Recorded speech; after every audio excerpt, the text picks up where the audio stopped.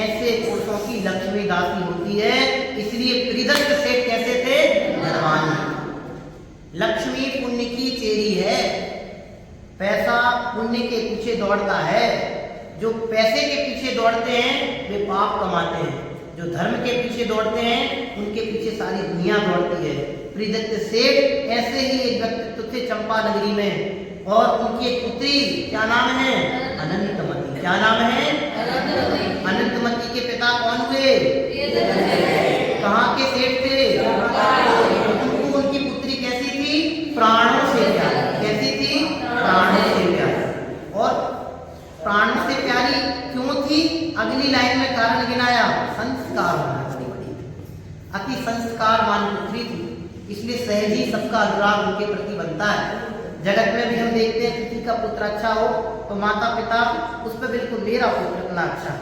ऐसे ही अनंतमती संस्कारों में पलती हुई बढ़ती जा रही थी, वृद्धिगत हो रही थी, तो उनको देख करके सहज ही सबका अनुराग उमड़ता था।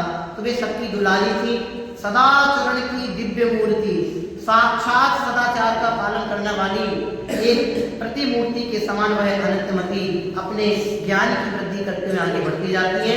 आगे देखते हैं, देखो क्या होता है आगे। मंगल पर्व 28 आया, श्री मुनिराज पधारे थे, स्वानुभूति में मग्न रहे, सबका अद्भुत धारे थे।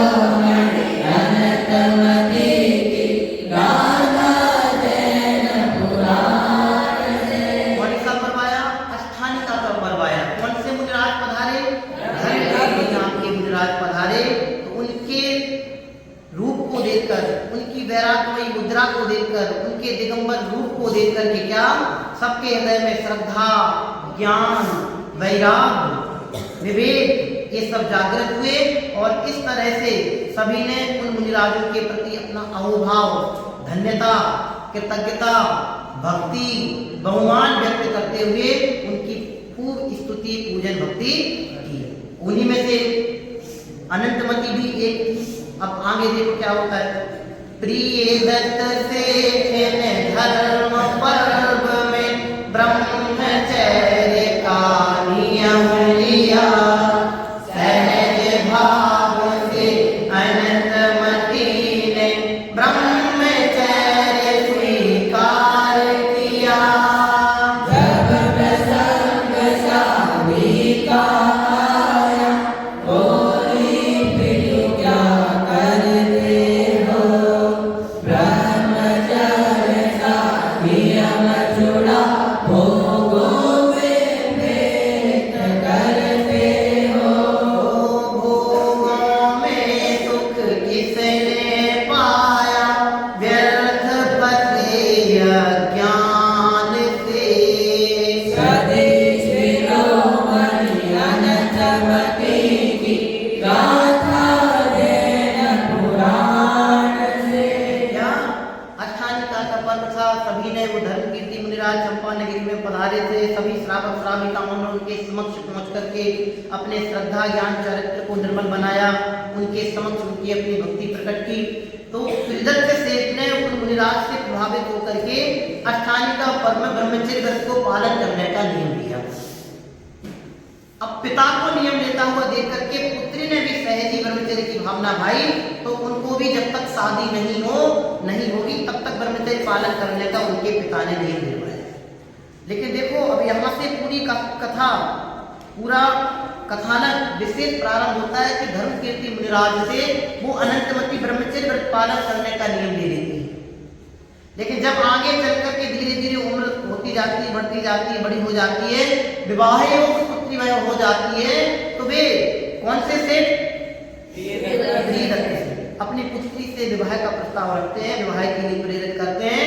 तो वो क्या कर कहती है कि पिताजी आप क्या करते हो, आपने ही तो हमें नियम दिलाया था और आप ही मुझे विवाह के लिए प्रेरित करते हो। तो जब पुत्री ऐसा कहती है और आगे कहती है कि आप ब्रह्मचर्य जैसा पवित्र नियम छुड़ा करके भोगों की प्रेरणा करते हो, संसार के सारे प्राणी भोगों में ही फंस करके अनंत दुख भोग रहे हैं और आप मुझे भी ब्रह्मचर्य का नियम दिलाने के बाद भोगों की ओर प्रेरित करते हो। ये बात ठीक नहीं। देखो ज्ञानियों का हृदय कितना पवित्र होता है, कितना निर्मल होता है। एक नियम बचपने में लिया और जो धर्म के प्रति समर्पित होते हैं वे बचपने में लिए नियम भी बचपन तक नहीं होते, जरा सी भी चूक नहीं करते, जरा से भी मार्ग से भटकते नहीं है। ऐसी सत्य अनंत मत। आगे देखो, व्रत को लेना और छोड़ना हंसी खेल का काम नहीं, भोगों के दुख प्रत्यक्ष दिखे अब तुम लेना नाम नहीं। एक विषयों में मरते हैं फिर भी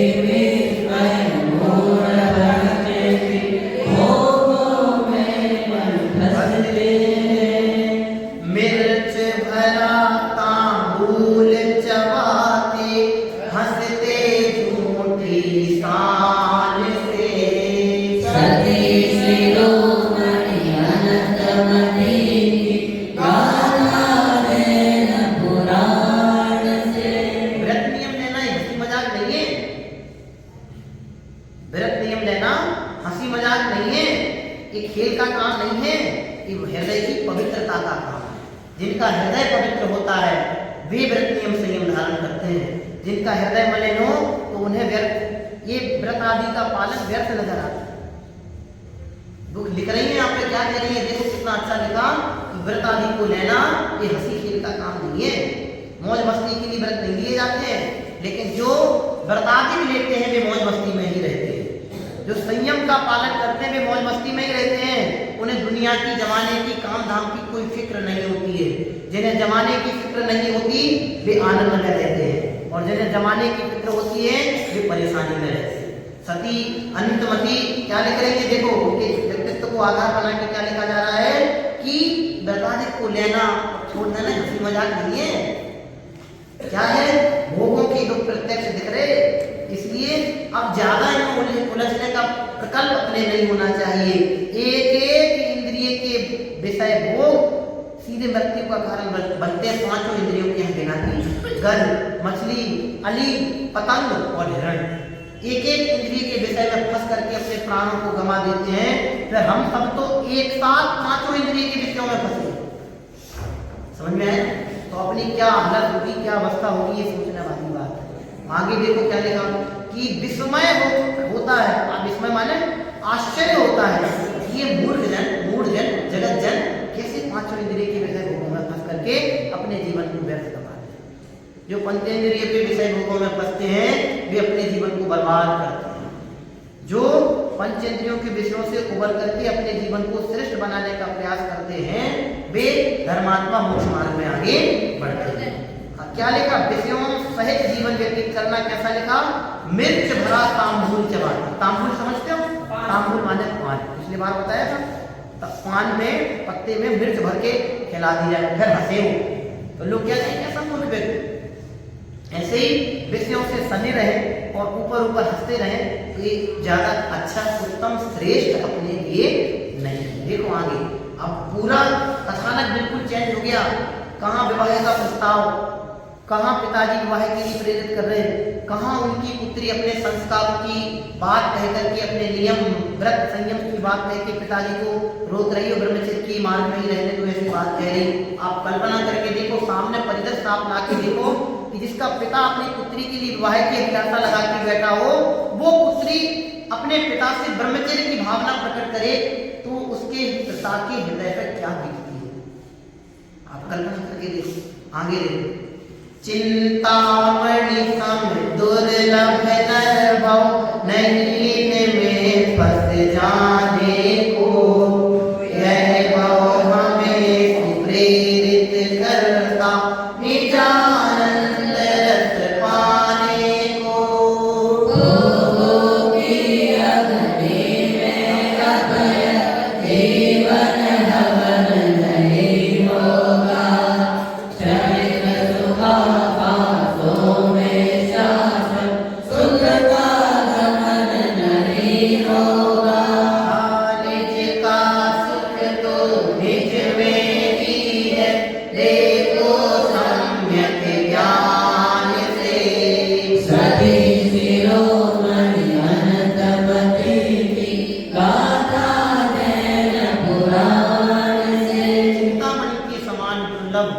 ये मनुष्य भाव अपन को प्राप्त हुआ है, इसलिए विषय भोगों में फंस जाने के लिए नहीं है, अपितु ये भाव हमें भाव के अभाव की प्रेरणा देता हुआ कैसा है, ये दुर्लभ मनुष्य भाव हमें भाव के अभाव की प्राप्ति के लिए प्राप्त हुआ है, इसलिए इसको भोगों की अग्नि में खपाने जैसा नहीं है।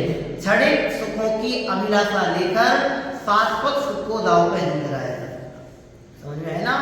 मोक्ष मार्ग पर जो प्रवर्तन करते हुए शुद्धात्मा का आश्रय लेकर आगे बढ़ेंगे, उन्हें गारंटी से शाश्वत सुख की उपलब्धि होगी। और जो क्षणिक सुखों में उलझ करके, पंचमुखी विषयजन्य भोगों में उलझ करके यहाँ सुख मान करके बैठे रहेंगे, उन्हें इस भव में तो सुख नहीं मिलेगा, आगामी भवों में भी दुखों की गारंटी ही मिलेगी। इसलिए भाई ये विषय दुख के ही कारण है, सम्यक ज्ञान ही सुख उत्पत्ति का कारण है। सच्चे ज्ञान से ही सच्चा सुख उत्पन्न हो सकता है, होता हुआ देखा जाता है। ऐसा समझ करके जिनवाणी के बताए हुए मार्ग पर आगे बढ़ने की सोचना। आगे, अब मैं पीछे नहीं हटूंगी, ब्रह्मचर्य व्रत पालूंगी, शील बाण धारण करके अंतर ब्रह्म निहारूंगी। नारी वाणी मुझको समझो, मैं भी तो प्रभु सम प्रभु हूँ, भय शंका का लेश न मुझ में, अनंत शक्तिधारी विभु हूँ।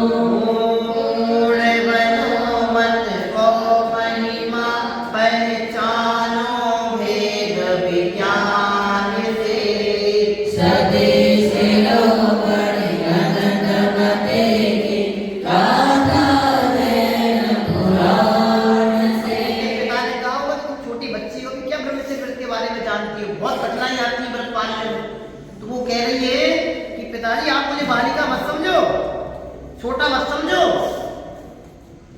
मैं तो ब्रह्म भाव को अंतर में देखा है, मैंने ब्रह्म भाव की पहचान की है, उस ब्रह्म भाव के आश्रय से ब्रह्मचर्य व्रत का पालन किया। मैंने ब्रह्म स्वभाव की पहचान की है, उस ब्रह्म स्वभाव के आश्रय से ब्रह्मचर्य का पालन करें। इसलिए आप घबराओ मत, परेशान मत हो, भयभीत मत, भय शंका का लेस ना हो, बिल्कुल ना भयभीत बनो, ना मुझ में भय शंका का लेस मात्र है, और आप भी मेरे प्रति बिल्कुल भयभीत नहीं रहो, बिल्कुल संकेत मत रहो कि क्या करेगी क्या नहीं करेगी। धर्म को समझा है, धर्म को स्वीकारा है, तो धर्म की समझ पूर्वक वृद्धिगत होते हुए आगे बढ़ते जाओ। ये कितना है बहुत अच्छी है, वो तो जितनी बार पढ़ो उतना बार अलग अलग रस परिपाक होता है, अच्छी कहानी है।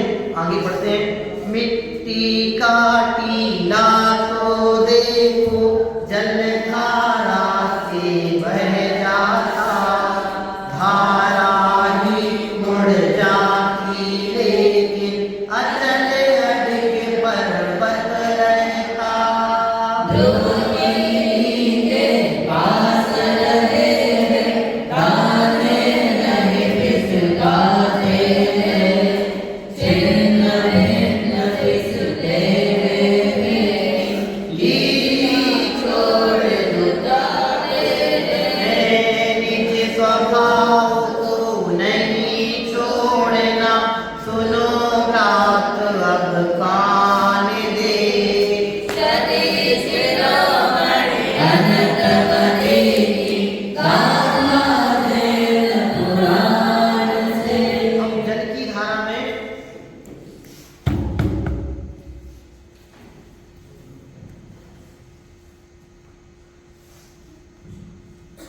जल की धारा में मिट्टी के टीले तो क्या हो जाते हैं, बह जाते हैं, लेकिन अडिग पर्वत खड़ा रहता है, वो बह नहीं पाता। डिस्टर्ब मत करो बेटे दिमाग। अनुपम, हाँ, ऐसे जो ध्रुव स्वभाव का आश्रय जिनने लिया है वे धर्म मार्ग में टिके रहते हैं, और जो ऊपर ऊपर धर्म दिमाग से निकल जाता ना विषय से विषयांतर होने लगते थे। जब से दोनों बातें किए जाते हैं मोक्षित और अनिश्चित, पूरा इतना अच्छा माहौल डिस्टर्ब कर देना बेटी, इतनी अच्छी बात चल रही, इतना पाप लगता है निर्वाण की प्रार्थना का, भैया सोच नहीं सकते। इतनी अच्छी कथा चल रही, इतनी अच्छे से पढ़ रहे सब बच्चे, तुम दोनों अपनी मस्ती में लगे, बहुत पाप लगता है, बहुत अभिनय का बहुत बड़ा पाप है। तो ध्रुव स्वभाव का आश्रय लेते हैं, जिसने अपने शुद्धात्मा की पहचान की, जिसने मैं जीव हूं ऐसा स्वीकार किया, उन्हें धर्म मार्ग से कोई नहीं छिड़ा पाता। जिनने समझा नहीं, वे आएंगे चले जाएंगे, भटक जाएंगे, उनका कोई एक आधार नहीं है। ऐसे यहाँ प्रेरणा देते कहे कथन किया जा रहा है कि निष्ठ भाव का आश्रय लेकर के ये जनवाणी के मन की बातें सुनो। कान दे मतलब कान निकाल के नहीं देना है, कान दे मतलब ध्यान से बातें सुनो, समझो, समझ करके स्वीकार करो, फिर निर्णय करके आगे बढ़ो। समझ में आया ना? आगे देखो। अनंतमती की दृढ़ता देखी माता पिता किसान हुए, आनंदित हो धर्म ज्ञान में वे सब ही लवलीन हुए।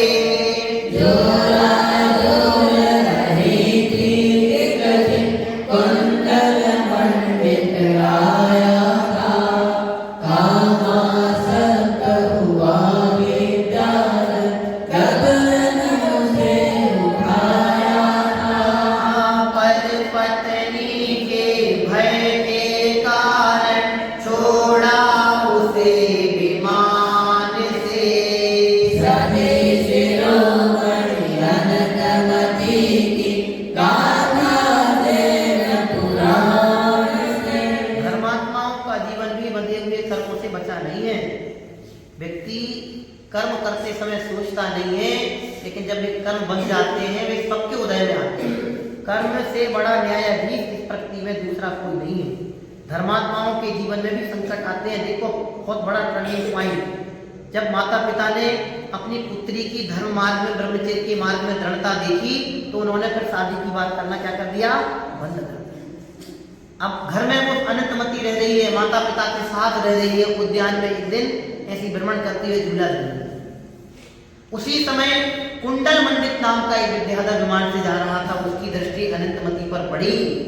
अनंतमती के रूप लावण्य, उसकी सुंदरता को देख करके वह मुग्ध हो गया और उसने जबरदस्ती उस अनंतमती को उठा लिया। आप सोचो कि जिसकी उसने कभी कल्पना नहीं की होगी, जो धर्म मार्ग की इतनी आराधना में बिल्कुल दत्तचित्त एकाग्रचित होकर के बैठी है, अपने उद्यान में किसी से कोई लेना देना नहीं, धर्म मार्ग का पालन कर रही है, उस अनंतमती के जीवन में भी ऐसा संकट आया। कर्म के उदय किसी को नहीं छोड़ते, इसलिए बार बार बेटे आपको छोटी उम्र है, आपसे कहते हैं कि इस उम्र में यदि धर्म के संस्कार हमारे जीवन में आ गए तो फिर आप जीवन भर कभी भी परेशानी में नहीं रहेंगे। और आज धर्म के संस्कार हमारे हृदय में नहीं आ पाए, आज हम धर्म का स्वरूप नहीं समझ पाए, आज हम सच्चे देवसात गुरु के बारे में नहीं जान पाए, तो आने वाले समय में कोई बताने वाला नहीं। यहाँ लिख रहे कि वो विद्याधर आया, उसने क्या बिगाड़ा था, लेकिन पूर्व का कोई कर्म का उदय होगा, ऐसा बंद हुआ होगा, उदय में आया, उसकी नजर पड़ी और उसका हरण कर दिया।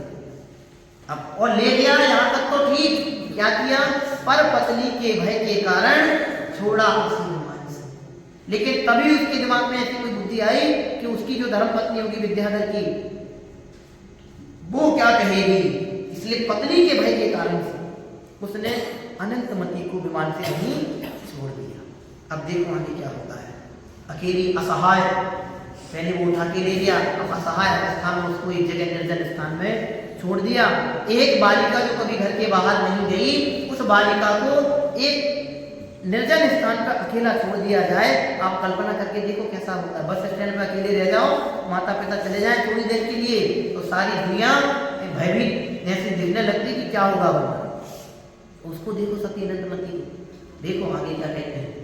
एकाकी वन में प्रभु सुमरे, भीलों का राजा आया, काम वासना पूरी करने को वह भी था ललचाया। देवो द्वारा हुआ प्रताड़ित, सती तेज से काँप गया। पुष्पक प्रभारी गोपी उसने वेश्या को बेच दिया। देखो सुर भी होए सहाय, सम्यक धर्म ध्यान से। सती शिरोमणि अनंतमती की गाथा दैन पुराण से। धर्मात्माओं को उपसर्ग आते हैं, मुनिराजों के ऊपर भी उपसर्ग आए, लेकिन वे धर्म मार्ग से चिगे नहीं। सती अनंतमती व्रत संयम का अपना यथायुग पालन जो कर रही थी, उनके ऊपर भी 4 पंक्तियों में कितना बड़ा उपसर्ग गिनाया। विद्याधर राजा लेके चला गया, पत्नी के भय के कारण निर्जन वन में छोड़ दिया। वन में छोड़ा तो उसी समय भीलों का राजा वन में आया। उसने भी अनंतमती के रूप लावण्य सौंदर्य को देख करके वह भी अपनी काम वासना को उनसे शांत करने के लिए उत्साहित हुआ, आगे बढ़ा। लेकिन उसी समय देवों के द्वारा उसके धर्म की रक्षा हुई। किसके धर्म की? सती अनंतमती की। देवों ने उसको कीलित किया। वह जैसे ही उसको स्पर्श करने के उद्देश्य से आगे बढ़ा, कौन? भीलों का राजा। तो वह सती के तेज से कांप गया। तेज से कांप गया मतलब उसके जो ओज था, तेज था, उसकी जो तेजस्विता थी, व्रत संयम की प्रति दृढ़ता, उसके कारण जो पुण्य के कारण से जो उनका एक निजी व्यक्तिक आभा मंडल जो था, उसके कारण से वह ऑटोमेटिक क्या हो गया? कांप गया। ये कोई सामान्य बालिका नहीं है, ये कोई विशेष अद्भुत बालिका है। जैसे ही देवों ने उसको कीलित किया, उसको ये बात परिज्ञान में आ गई। उसने क्षमा याचना करके आगे क्या किया? पुष्पक नाम के व्यापारी को दिया। और पुष्पक नाम की व्यापारी ने भी क्या किया? उसने भी अपने हाव भाव प्रदर्शित किए होंगे। जब उसने भी नहीं माना, उसकी बात को भी उसने नहीं माना, तो फिर उसने भी क्या किया? पुष्पक नाम के व्यापारी ने बेच दिया। कहाँ तो एक सेठ की पुत्री और कहाँ वेश्या के लिए बेच दी गई। आप कल्पना करके तो देखो कैसा लग रहा होगा।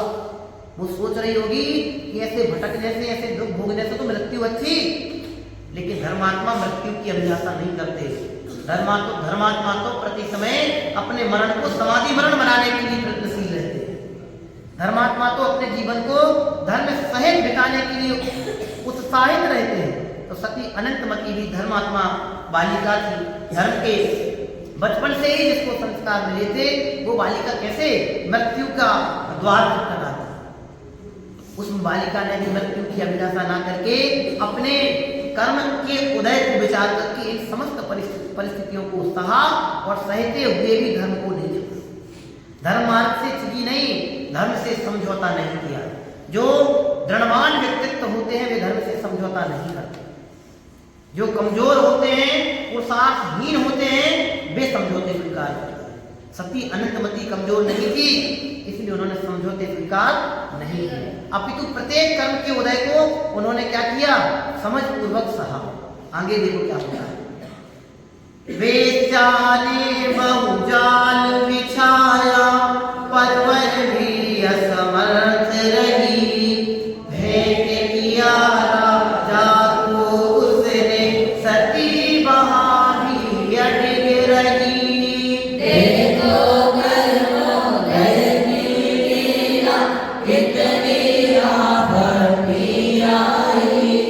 महिमा निज स्वभाव की निर्मल, सती न किंचित घबराई। कर्म विकार करे नहीं जबरन, व्यर्थ रुले अज्ञान से। सती शिरोमणि अनंतमती की गाथा दैन पुराण से। वेश्या ऐसी तो होती नहीं है कि आओ बैठो, आओ भगत करती हूँ। उनका तो पेशा ही अलग होता है, उनका तो उद्देश्य ही, जीवन की धारा ही बिल्कुल विपरीत होती है। तो जब उस पुष्पक नाम के व्यापारी ने वेश्या को बेच दिया, ये तो बहुत सुंदर बालिका थी, तो उस वेश्या ने भी बहुत समझाया, डराया, धमकाया और उसको अपने व्यवसाय से जोड़ने के लिए प्रेरित किया। लेकिन वो तो धर्मात्मा व्यक्ति थी, किसी की बातों में भला कैसे आ सकती थी और अधर्मी विधर्मियों की बातों में तो कैसे ही आती। तो धर्म वेश्या भी उसको समझा बुझा करके हार गई, पस्त पड़ गई। तो उसने सोचा कि अब इसका कोई उपाय नहीं है, तो उसने भी अपना प्रशंसा, अपना सम्मान राजा की दृष्टि में बढ़ाने के लिए उसने अनंतमती को राजा के लिए भेंट कर दिया। अब देखो, जन्म चंपा नगरी में हुआ। पुरीदत्त सेठ की पुत्री पुष्पक में वो एक उसने क्या नाम उसका विद्याधर ने हरण कर लिया, छोड़ दिया। फिर भील का राजा आया, देवों ने उसको प्रताड़ित किया, पुष्पक व्यापारी को दिया, पुष्पक व्यापारी ने वेश्या को दिया, वेश्या ने किसको दे दिया? राजा को। अब देखो आगे क्या होता है। निकल संकटों से फिर पहुंची पद्मश्री हारिका के पास, निज स्वभाव साधन करने का मन में था पूर्व उल्लास। उदर दुखी प्रियदत्त मोहवश यही अयोध्या में आए, विदुरी निज पुत्री को पाकर मन में अति हर्षाए। घर चलने को कहा तभी दीक्षा ली हर्ष महान से, सभी शिरोमणि अनंतमती की गाथा जैन पुराण से। राजा के यहाँ गई, राजा से भी अनुनय विनय करके जैसे तैसे वहां से निकली और सब प्रकार के संकटों से मुक्त होकर के अब उसने समझ लिया कि ये जीवन विस्तार है। संसार में इसी तरह के भय, बाधा, विघ्न, उपद्रव मनुष्य के जीवन में आते रहते हैं। मनुष्य इन परेशानियों से अपने परिणामों की समान नहीं कर पाते, इसलिए आकुलित होते रहते हैं। संसार को दुख रूप जान करके उसने समस्त प्रकार से संसार को छोड़ने के उद्देश्य से, अब भव के अभाव की तैयारी के उद्देश्य से वह आगे बढ़ी और बढ़ करके कहाँ पहुंची? पद्मश्री नाम की आरिका माता जी के पास पहुंची। वहां आरिका माता जी के समक्ष अपने भाव, मनोभाव की भावनाओं को प्रकट किया और दीक्षा लेने की भाव रखी।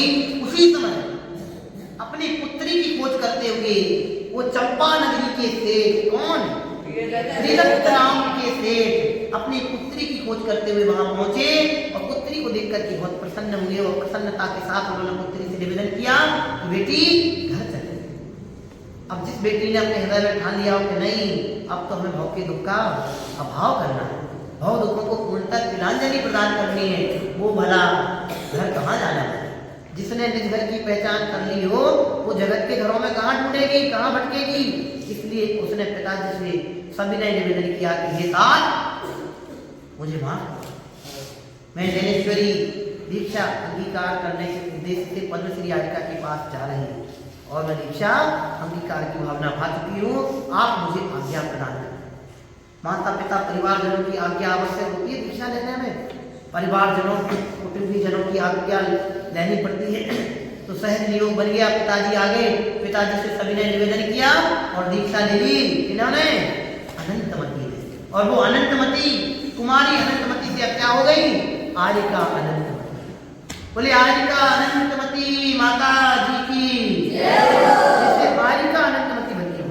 देखो आगे, निज स्वरूप विश्रांतमयी इच्छा निरोध तप धारा था, रत्नात्रय की पावन गरिमा मैं निज रूप संभाला था। मगन हुई निज में ही ऐसी मैं भूल गई, छोटी देह समाधि सहित भारत स्वर्ग में देव हुई। पढ़ो सुनो ब्रह्मचर्य धरो सुख पाओ आत्मज्ञान से, सती शिरोमणि अनंतमती गाथा जैन पुराण से। अपने स्वरूप की स्थिरता, शांति, परम शांति के उद्देश्य से उन्होंने इच्छाओं का निरोध करके तप को धारण किया। जैनेश्वरी दीक्षा अंगीकार की, रत्नत्रय की उपलब्धता के साथ उन्होंने अपने आत्मस्वरूप की पहचान की और वे अपने आप में ऐसी मग्न हो गई कि मैं स्त्री हूँ, ये उनके हृदय से विचार निकल गए। वे भूल गई कि मैं स्त्री हूँ। इतने धर्म के प्रति समर्पण, इतना धर्म के प्रति उत्साह, इतने वैराग्य में भावों की प्रचुरता, ऐसे होते हैं धर्मात्माओं का जीवन। और अपने आप में दीन हो गई, आहार विहार सबका पूर्णतः त्याग कर दिया और समाधि अंगीकार करके समाधि मरण पूर्वक देह का परित्याग किया और देह छूटते ही साथ वे 12वें स्वर्ग में क्या हो गई? देव हो गई। अभी यहाँ स्त्री पर्याय में थी, अब स्त्री पर्याय का छेदन करके 12वें स्वर्ग में उत्तम देवत्व को उपलब्ध हो गई। ये है एक नियम को पालन करने का उत्कृष्ट फल। इससे भी उत्कृष्ट फल प्राप्त होते हैं। अरे देव पद की तो क्या बात करें, मोक्ष पद की, सिद्ध पद की भी प्राप्ति इन व्रतादि के पालन करने से और आत्मस्वरूप की पहचान करने से ऐसा लिखा है। इसलिए ब्रह्मचर्य का स्वरूप, उसका महात्म, उसकी उपयोगिता, उसकी दृढ़ता का भाव अपने हृदय में आना चाहिए। आगे देखो, यह है सती अनंतमती जी का जीवन। अंतिम है परम भाव शून्य चिद, पर भाव शून्य चिद भाव पूर्ण में परम ब्रह्म श्रद्धा जागे, विषय कसाए दूर रहे मन, निजानंद में ही पागे। यही निश्चय ब्रह्मचर्य आनंदमयी मुक्ति का द्वार, संकट त्राता आनंद दाता, इससे ही होवे उद्धार। मन उत्तम अवसर बनो स्वयं भगवान से, स्वदेशी रमण अनंतमती की गाथा जैन पुराण से। संकटों से घबराओ मत। धर्मात्माओं के जीवन में संकट आते हैं, लेकिन धर्मात्मा धर्म के मार्ग से हटते चिरते भटकते नहीं। इसलिए धर्म के प्रति अपने जीवन को समर्पित करो, धर्म के मार्ग में अपने आप को उत्साहित बनाओ। मनुष्य पर्याय बड़े दुर्लभता से अपने को प्राप्त हुई है, इसलिए इस दुर्लभ पर्याय में दुर्लभ धर्म का पालन बुद्धि पूर्वक करना चाहिए। उम्र से छोटे हो सकते हैं, ज्ञान से छोटे नहीं। ज्ञान हमारा आपका सिद्धों का सबका एक जैसा है, इसलिए अपने प्राप्त ज्ञान का पूर्णतः सदुपयोग करना हमारी जिम्मेदारी है। इस जिम्मेदारी का पालन करके हम धर्म के मार्ग में आगे बढ़ेंगे तो ये मनुष्य भाव की जीत होगी, ये नरभाव की हार नहीं होगी। सती अनंतमती जी ने अपने मनुष्य जीवन को सार्थक किया, व्रत का पालन करके, धर्म का स्वरूप समझ के, समाधि पूर्वक मरण करके अपने दुर्लभ भाव को और उत्तम बनाने का प्रयास किया और ऐसे श्रेष्ठतम पद की प्राप्ति की। हम सब भी धर्म का स्वरूप समझ करके अपने जीवन को धर्ममय बनाने का प्रयास करेंगे तो इन पुराण पुरुषों का जीवन पढ़ करके हमारे जीवन में भी कुछ विशेष भाव प्रकट हो। इस उद्देश्य से कथाएं पढ़ी जाती हैं, इस उद्देश्य से पुराण पुरुषों का जीवन पढ़ा जाता है, इस उद्देश्य से इनके जीवन को पढ़ करके हम भी उनके समान अपने जीवन को बनाने के लिए प्रयासरत हों, तब इनका जीवन हम पढ़ना लाभदायक है। रोना धोना, संकटों का आना, ये तो संसार का स्वरूप है। इनमें अपने आप को उलझाना नहीं, धर्म का स्वरूप समझ करके धर्म के मार्ग में आगे बढ़ने का प्रयास करें। तो ये जो आज हमने सती अनंतमती जी की कथा, ब्रह्मचर्य के पालन, ब्रह्मचर्य व्रत के पालन का प्रतिफल की कथा जो हमने आज ये पढ़ी है, इसका पढ़ना हमारा सार्थक होगा। हम और आप सभी भी धर्म का स्वरूप समझकर धर्म के मार्ग में दृढ़ हो, ऐसी पवित्र भावना के साथ अभिविराम लेते हैं। बोले पंच वाले भगवान की जय हो।